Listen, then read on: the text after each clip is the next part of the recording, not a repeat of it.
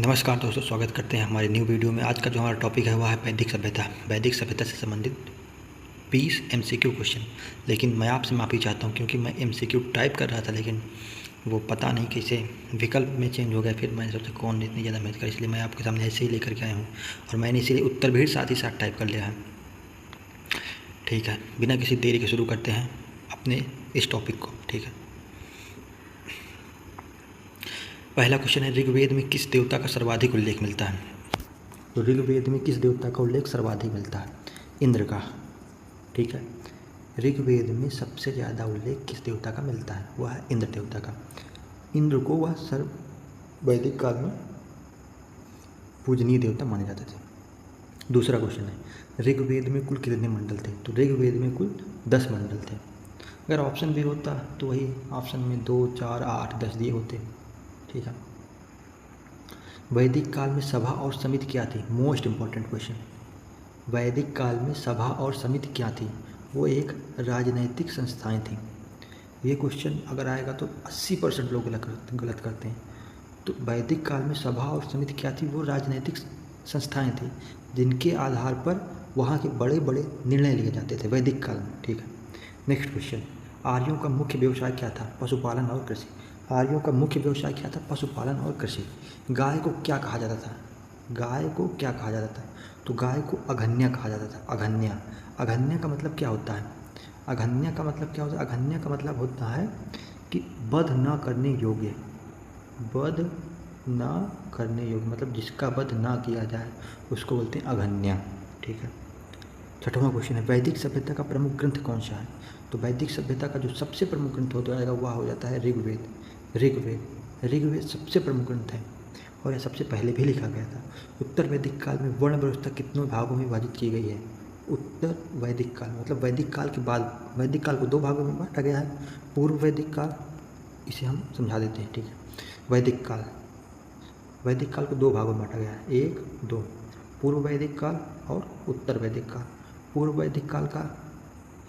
वैदिक काल और उत्तर वैदिक काल। तो उत्तर जो वर्ण व्यवस्था का आगमन हुआ वह हुआ उत्तर वैदिक काल में। ठीक है, उत्तर वैदिक काल में वर्ण व्यवस्था को 4 भागों में बांटा गया। वह 4 भाग कौन कौन से हो जाएंगे? वह 4 भाग आपके हो जाएंगे, नंबर 1, 2, 3 और 4। पहले नंबर पर हो जाएंगे ब्राह्मण, फिर हो जाएंगे आपके क्षत्रिय, फिर आपके हो जाएंगे वैश्य, फिर आपके हो जाएंगे शूद्र। इस हिसाब से उत्तर वैदिक काल में वर्ण व्यवस्था का आगमन हुआ है और वर्ण व्यवस्था को केवल 4 भागों में बांटा गया है।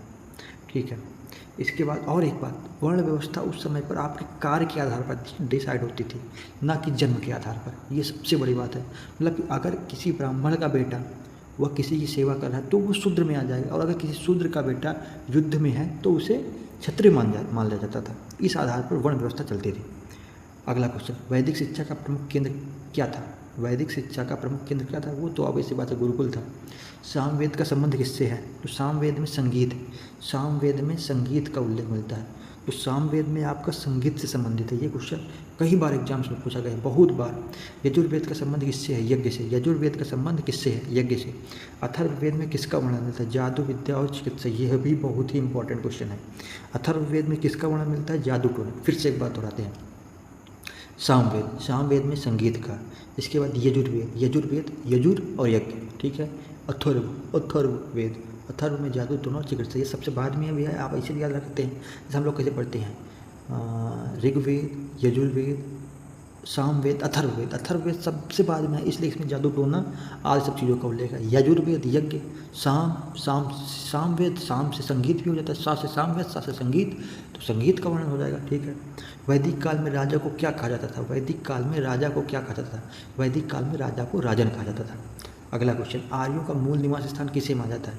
तो आर्यों का जो मूल स्थान माना जाता है वह मध्य एशिया माना जाता है। ठीक है, नेक्स्ट क्वेश्चन, वैदिक काल में विवाह की न्यूनतम इकाई क्या थी? न्यूनतम इकाई क्या थी? यहाँ पर ध्यान देने वाली इकाई, वहाँ पर कई भागों में बांटा गया था। जैसे जन, सबसे ऊपर राजा, फिर जन, फिर उसके मंत्री, फिर कुल। तो जो सबसे छोटी इकाई थी विवाह की वह थी कुल। गायत्री मंत्र किस वेद में है? गायत्री मंत्र ऋग्वेद में है। यह बहुत इंपॉर्टेंट क्वेश्चन, ये बहुत बार पूछा जाता है। गायत्री मंत्र किस वेद में है? तो आपका जो गायत्री मंत्र हो जाएगा वह हो जाएगा ऋग्वेद में। अब नेक्स्ट क्वेश्चन है, वैदिक समाज की सबसे छोटी इकाई क्या थी?